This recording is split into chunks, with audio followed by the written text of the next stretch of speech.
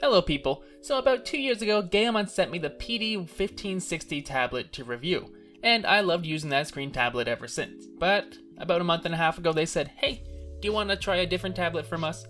And I thought it was about time for an upgrade, so they sent me the PD2200 to review. So I'm gonna let you guys know if it's worth the upgrade, or if you should just stick with maybe one of your older tablets. So let's find out now. The first thing to note is the PD2200 is a little more expensive than the PD1560, which makes sense given the screen size difference, as well as the other improvements that I'll go into coming up. But for now, if you check out Amazon.ca, which is Amazon in Canada, it is going for about $679, but there is a coupon that will take off $120. For comparison, the PD1560 is going for about $361 on sale from an original price of $425, so you're looking at about somewhere between $200 to $300 more either way.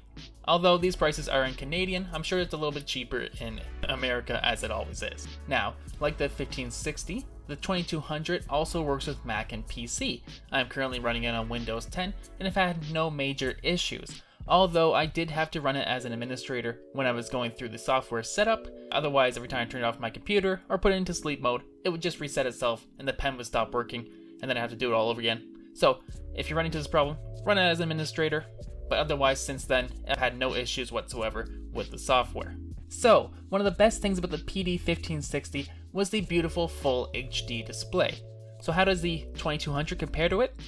Well, I'm happy to say that it sort of blows it out of the water.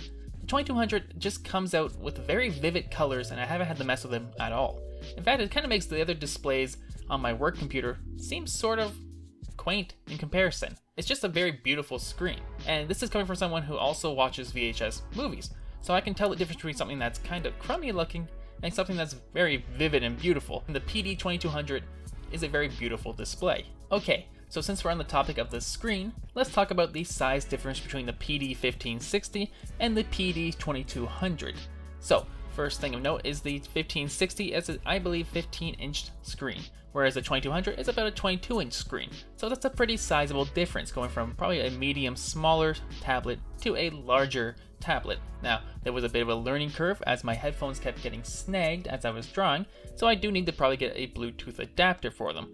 But with that said, I don't think I could go back to the 1560. I've just gotten so much more used to the 2200, and it's just nicer drawing on a larger screen. I should also mention that the PD2200 is stacked with hotkeys on the side, such as a magnifying glass, eraser, a little hand grabbing tool, but because I have most of those tools already hotkeyed into my keyboard, I don't really use them, but I thought I would mention them either way. Now, this tablet also comes with a adjustable stand, and unlike the 1560, it's already on, you can just take it out of the box. And this one's even sturdier and more adjustable than the last one, which is very helpful for me. As I mentioned before, I have 3 Siamese cats which just love to knock things over.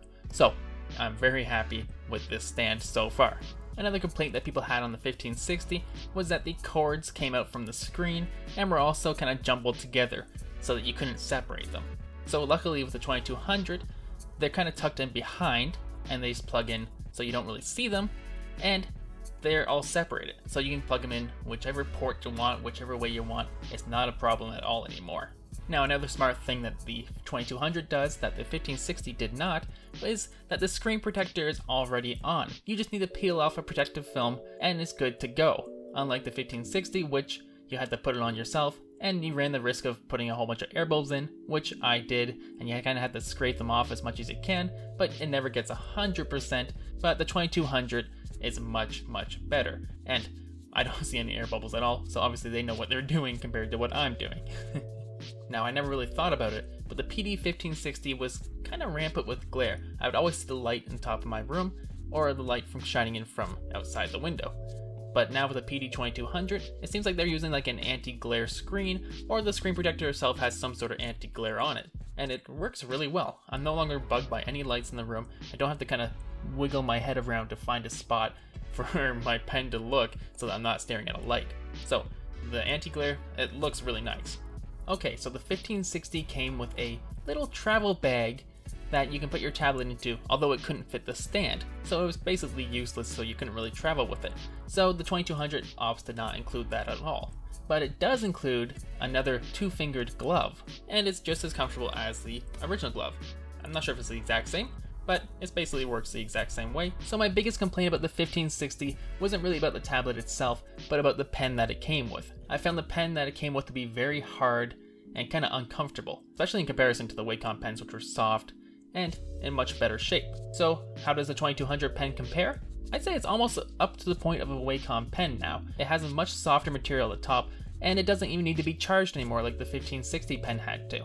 It can just pick up and go, and you don't have to worry about it dying on you or anything like that, and it's quite comfortable. I still think I prefer the Wacom shape a little bit better, but this is a huge upgrade. Now, like the 1560, I don't really have any complaints about the drawing itself. There's no jittering, and just a smooth ride down, and the pen pressure is great. Now, one thing of note was the 1560 had a bit of parallax on the screen, which made it so that you couldn't exactly line up your pen with the screen. You'd always be a little bit off. Now, the 2200 seems to have done away with this almost completely. I noticed almost no more parallax, and it's almost as if I'm drawing on paper again. It's still not 100%, but it's really damn fine, and is as good as any tablet I've used thus far in my career. So with all that in mind, what rating does the 2200 get? And I think I'm gonna have to give it 5 out of 5 hounds. You're getting a luxury tablet for a fraction of the price. Comparably, a Wacom screen drawing tablet, such as a Cintiq, will go for about $2,500 Canadian, which is a big ask, especially for, artists who aren't the most rich people in the world. So a tablet for, almost a quarter of a price of that, if not less, is pretty amazing. For everything that this tablet does, I think it does it very well. So I can't recommend this tablet enough.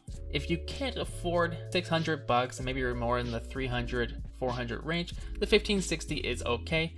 But if you want to get just the next level up, the 2200 is definitely a good choice. I should also mention that my latest animation, the evolution of RoboCop, was fully done on the 2200. And it was very nice to be working with it, especially with RoboCop, because he has some kind of harder designs, especially with the armor and stuff. So if you watch that video, that was fully done on the 2200, so you can't really go wrong with this tablet. If you have the money for it, I definitely suggest checking it out. With all that said, I will be back on here with another speed art in the future, and I will be coming out with a new animation on Tell It Animated. Not soon, but probably early February-ish, so keep your eyes out for that. And until next time, I'll tell you something later.